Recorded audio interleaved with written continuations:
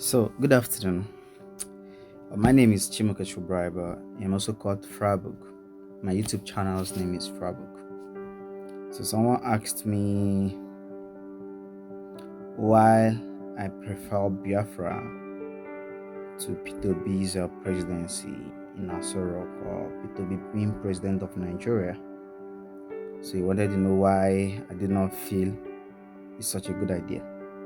So, I'm making the video just to make sure that I don't have to answer that question again.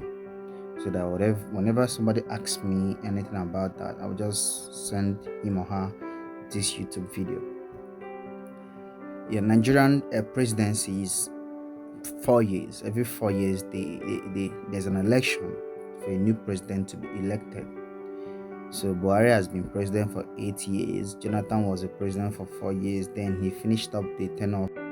So Jonathan finished up the tenure of Yaradua, I think about 2 years plus after Yaradua died.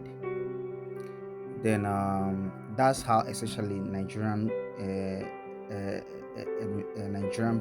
presidency operates. Every 4 years there is an election. So Peter B can go for the first tenure. Let's say in this 2023 that he wins this election coming up in February 23rd, becomes the president. And after 4 years, he tries again to be elected, and if he's successful, he becomes president for another 4 years. Now, the reason why I do not feel that being that Peter B is the best for the rest of us, there are Biafrans for the rest of us that are in the south, is this. Yaradua and Jonathan came up and did a lot of things, all they could to ensure that Nigeria. They did all they could to ensure that Nigeria is working, and it took Buhari just 8 years, I think 4 years, to unravel and destroy everything that those guys did. Let's say Peter Obi becomes president for 4 to 8 years. It's going to do a lot of good things. People are gonna get jobs. Economy is gonna start working fine. Probably light might become constant. A lot of other good stuff. Health might get better. So many other things. Good road networks and so many things can happen in his tenure. But what about after he's done being the president of Nigeria? After the 8 years of Peter Obi, then another Fulani man comes in, just like Buhari took over from Jonathan and decimated everything that Jonathan did. If Peter Obi leaves, another Fulani man, another northerner. See, I have nothing against northerners.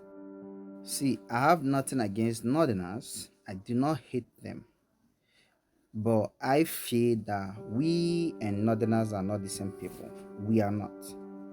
We have to be joking and lying to ourselves to believe that we are. Not in Nigeria, they say they have about 250 ethnic groups.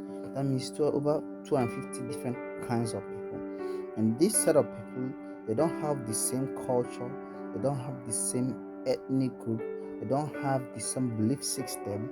Like when you define a nation according to the dictionary, it means a set of people with one belief, one culture, one religion, and all that.